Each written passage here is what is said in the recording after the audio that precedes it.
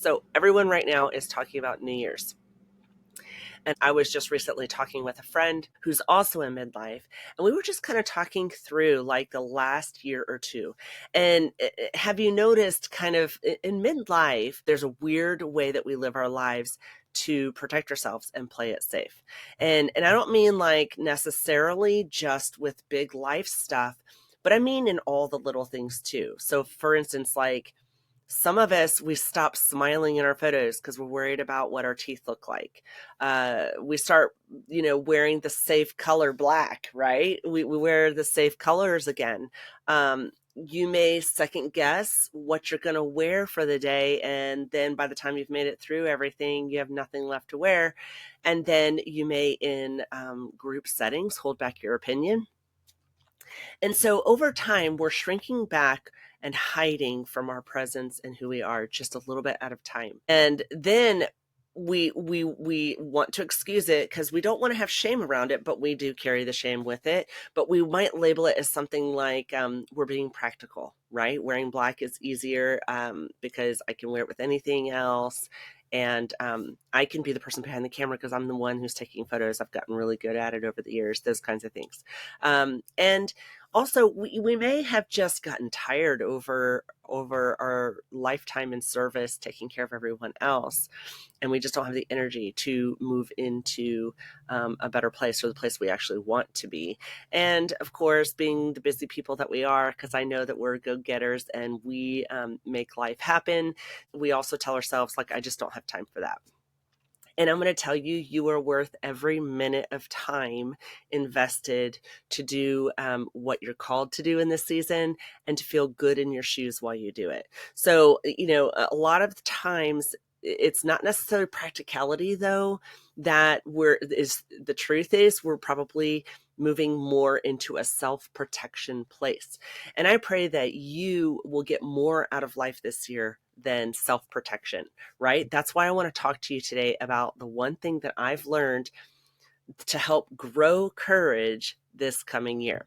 And so if we have not met yet, I'm Michelle Rose. I coach Christian midlife women at that exact crossroads place where faith meets beauty meets real life. And you want to show up in an authentic way without feeling like you're performing to the world or for the world or being like someone else, right? We've spent a lifetime doing that up to this far, and so we've realized that's not making us happy. It's not working. And so I have coached many women through things like face exercise, skincare, fashion, confidence, and lifestyle shifts long enough to see a pattern.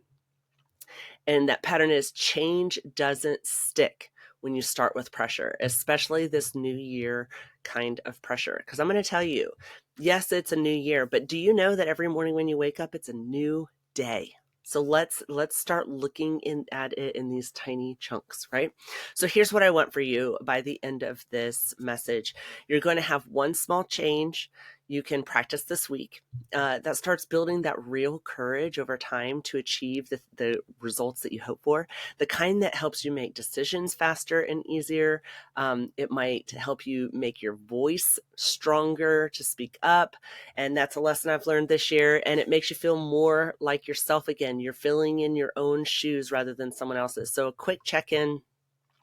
Where do you notice yourself playing it safe lately? We often will shift where we play it safe for different seasons. So is it in photos? Is it in how you're dressing? Is it in your body, your voice, your dreams, whatever it is? Go ahead and comment if you would like, if you're here. And I want you to stick with me because in a minute, I'm going to show you a very simple 3-step sequence that's going to turn what I want to change into actual confidence. And most people try to do it in a backwards way. And so I'll just say this, I have something coming up for women who need this message, but I'm not ready to share with you the complete details yet, but more info will be coming. So please tune in and keep in touch with me. All right, let's go ahead and start with this first step of this 3-step system. And the first step is curiosity. And I know that sounds way too simple, but I want to say this, and I want to say it gently, because I know how we were all raised, right? Curiosity can feel risky, like, if you start asking some questions, you might open up a door that you can't close, right? Some of us grew up hearing the line, curiosity killed the cat. And so we've learned to be good girls, keeping it all together. Don't rock the boat. Don't ask for too much. Um, and don't want too much, actually. But here's what I have found. First, you're not a cat, right? Second, curiosity doesn't kill anything you actually want to keep, right? Curiosity actually kills the pressure. And I'll explain more about that later. Curiosity will kill perfectionism, right? And I am like, I can tell you, I am a recovering perfectionist. Curiosity kills that feeling of I'm already behind, that feeling that just shows up the second you think about changing something, right? And so this matters because most of us do New Year's resolutions and changes like this, right? We'll do step one, make a really big vow and promise. And then step two, immediately feel stressed about it, right? And then step three, you go online to buy whatever course or whatever piece of equipment or resource that you need so you can succeed because that expert who's really good at this tells you need it, right? And then step four, you quit by February. They're now saying second week of January. And sadly, there is a holiday. I forget what it's called, but I think it's January 19th, where basically all resolutions are dropped. And so when that happens, we psychologically tell ourselves, we're not consistent. We're not good enough to do this, right? And that's a backwards way that I mentioned earlier, that we commit before we get curious. Okay. So, we might decide like this year, I'm going to do that thing, right? Before we've even asked ourselves, do I actually want that thing? Do I have room for that thing? Do I even like the thing? Or am I trying to impress a version of me from 10 years ago or someone else, right? Curiosity, it's going to let you gather information without being locked down. And so there's going to be no pressure, no shame, no dramatic vows or promises at New Year's midnight, right? It's like trying on a pair of jeans in a dressing room. You're not marrying the jeans. You're like, do I like this? Can I breathe in them? Can I sit down in them? Am I going to like these enough to say that me and these jeans, we can be friends because I'm going to wear them multiple times a week, right? So in this stage, you're not making promises or committing. You're just running experiments. And so instead of this, I'm going to overhaul my skincare routine or my entire fashion wardrobe. It can sound like this. What if I did one tiny change consistently and just watched what happened or how I feel when I've done it after, say, a week, right? And what is fun about this is this can work with all areas of life. So here's the small change for this stage, right? For the next 7 days, I suggest you don't make any big promises. And I know I'm asking a big thing of you because tomorrow is January 1st, right? But I want you to just have one curiosity rep a day. And I'm talking about repetitions, right? You're exercising the muscle of curiosity. So the perfect motto for this stage, remember it's a 3-step process. The perfect motto for it is, I'm in curiosity mode, not pressure mode. I don't have to make any commitments here, right? Because courage grows when you give yourself permission to practice without pressure, right? It's the seed.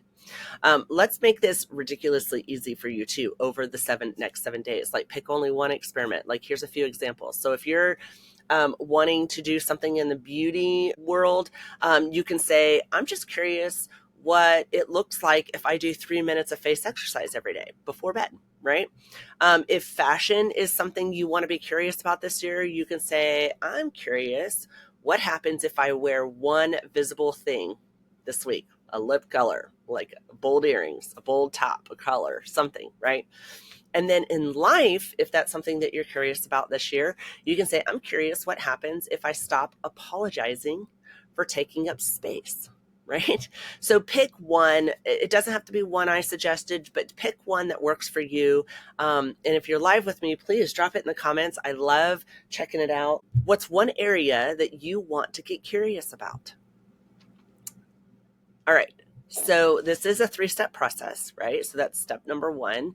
And curiosity, I'm going to tell you, is just the doorway, right? So now let's go ahead and talk about that second step.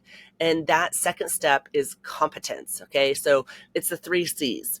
I got these from Dean Graziosi. He's a business coach that I follow.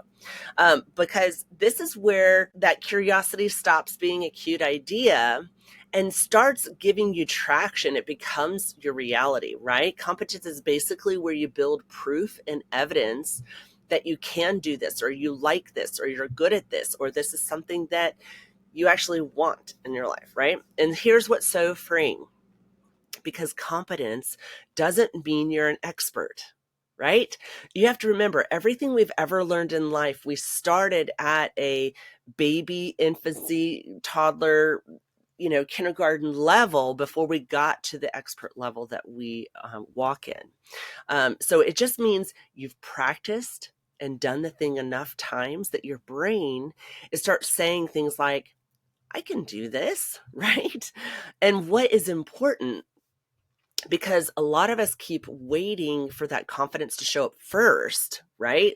Like confidence is going to arrive in the mailbox in a cute little box while we're hoping for it, and then we can go do the thing. No, that's not how this works, right? And so confidence, it doesn't usually come first, but proof, when it comes first, that proof then leads and creates to competence.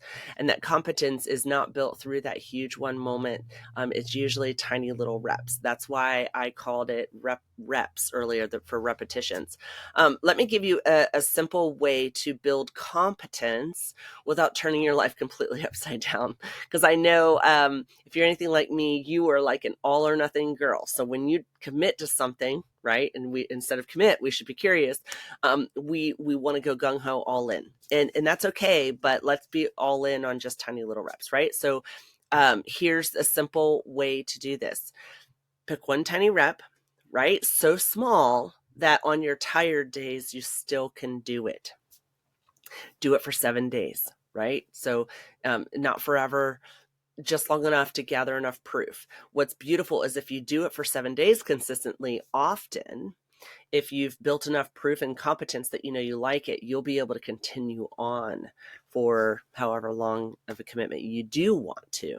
And then I want you to track it, because what gets documented gets remembered. So sometimes our brain has a hard time holding on to all the details, because we're such busy women helping so many people, staying involved in so many things. And so it's really good for us to document it. So I do, in the worksheet for this week, have a small little area where you can write the tiny rep that you are working on, and you can mark it out for each day. And if you would like, you can leave notes on how you felt about it or whatever, because sometimes we'll forget that too, right? But that's it. That's how simple this is to build the competence. Like, it's enough for your brain to label it as competence after you've gathered that simple proof. So here's a few examples, right? What they can look like to make these your own, right? You use one skincare product consistently for 7 days. So a lot of us, we have products in our cabinets we've not used, or we stopped using just because life got busy. And so you spent the money on it, pull it out, give it a try, right? And then wear the outfit you like instead of the one that helps you disappear and fit in. Now that one, again, can be done on a tired day. Whether you want to do it or not is a whole nother thing, but it is simple enough because you already own the stuff in your closet, right? And then if you're trying to build a boundary of something, just try to say, I can't do that right now, or let me get back to you, right? That's something I had to practice, was let me get back to you. So some of you are going to do something I didn't even list, which is perfect because you're customizing it to your life.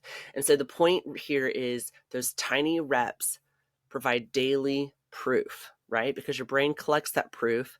like a scrapbook, right? And so you're gonna look back with joy and excitement, or with like, oh, I'm so glad I saved myself from that being a New Year's resolution and commitment for a year. I mean, how many of us, when we're in high school at 16 years old, we have to decide what our major is when we go to college? That's a lot of pressure, because you're now committing to 4 years and a lifetime to that study. And so this is not that. What I love is this provides a way for you to, track it and decide, do I want this? Do I not want this? And, but if you don't track it, you'll easily forget it. And so just remember, that's one of the bigger pieces here in this puzzle. And if you miss a day, welcome to being human, right? We all miss a day, and missing a day doesn't mean you failed. It totally means that you're practicing. So we all do this. And because it's not a commitment yet, there should be no shame, right? And even when it is a commitment, there still should be no shame. The Lord, He has grace for you just taking steps forward, right? Like, that's how we should be viewing this, is He is rolling out that red carpet for us to take those steps forward, right? So if you miss a day, don't turn one missed day into like this whole identity crisis. Just get back in the game and try the next day, right? This is how courage grows in real life. Through those tiny reps that we build the proof that you can trust yourself, you can trust the Lord. I love that Christine last week, when she was talking about that journaling method, and if you have not listened to it, please go back. You're going to love that, and it's going to bring you so much closer to the Lord. But she mentions how even just in the process of the journaling and writing with the Lord, there's times that she's like, oh, I now recognize I wasn't trusting you, Lord. I'm so sorry for that, right? And so sometimes tracking it helps us see that as well, right? You can track it through that journaling method if you want. That only takes 15 minutes. Sometimes I only have enough mental capacity to just put an X on the box, but you track it the way that works best for you. And so here's what happens after a week of proof. You start walking differently. You start thinking differently. You start choosing differently.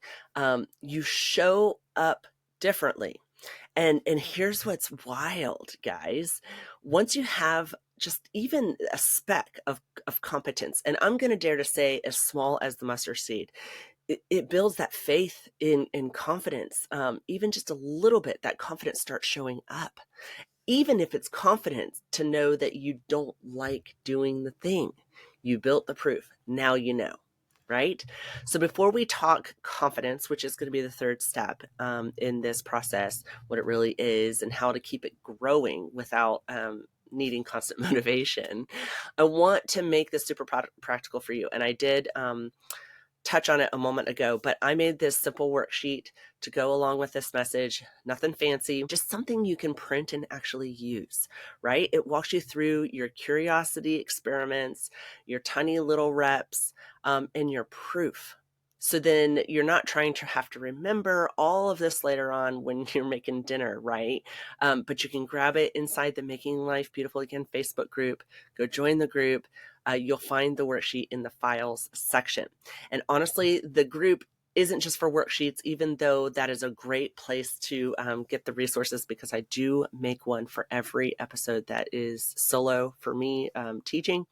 It's a really safe place to practice showing up, especially if one of your courage goals for 2026 is speaking up more, or building healthier relationships, or just not feeling like you have to do everything alone. You can get in there and chat with the other ladies.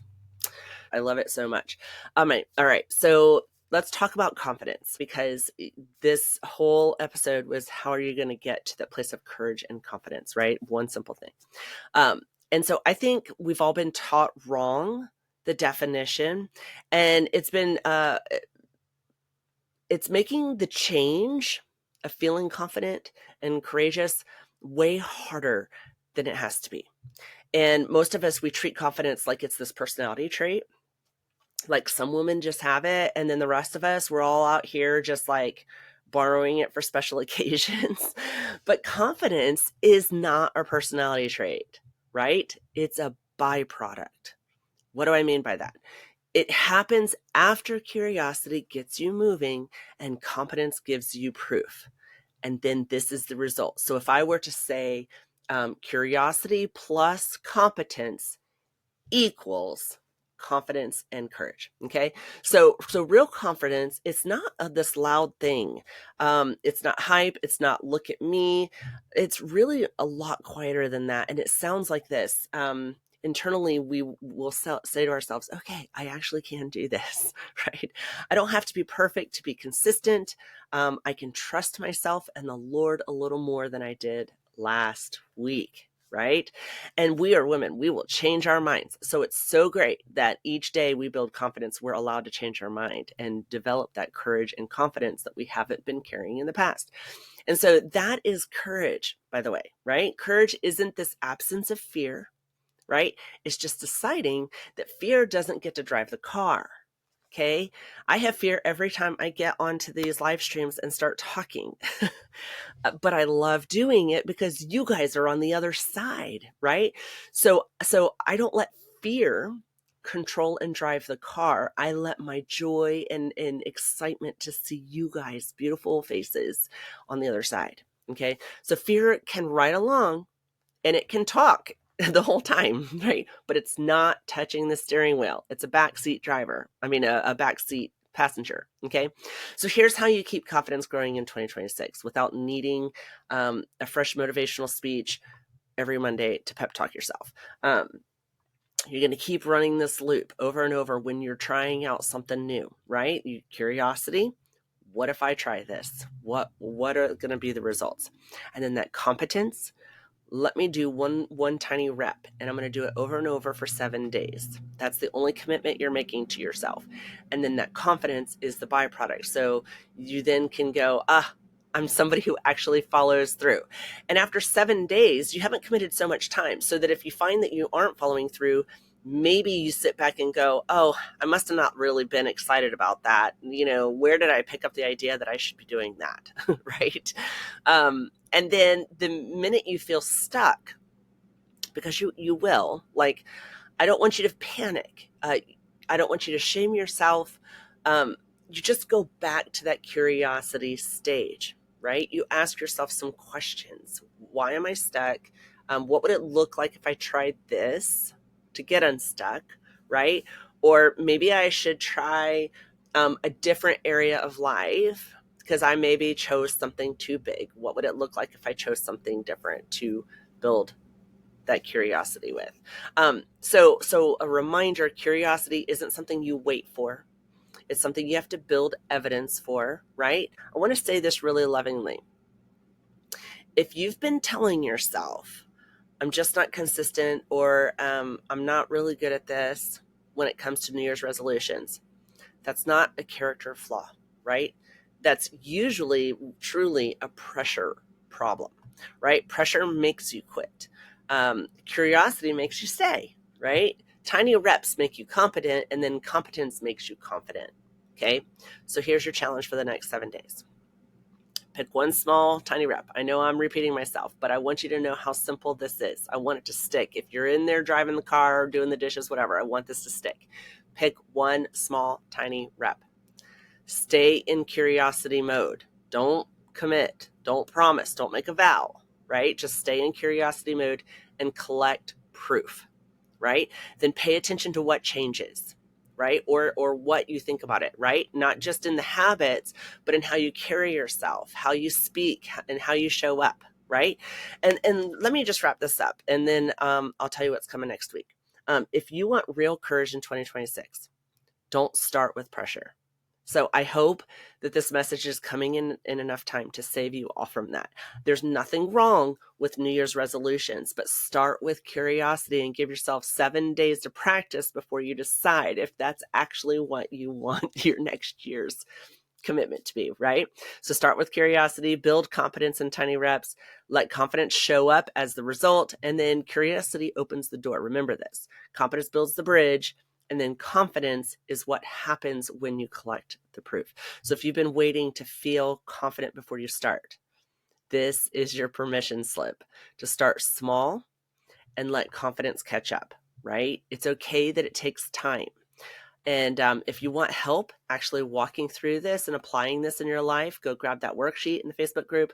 Or if you need one-on-one or would like one-on-one coaching, email me at michelle@michelledayrose.com and we can set up a session. So now next week, we're gonna be going right along and talk about the things that steal courage.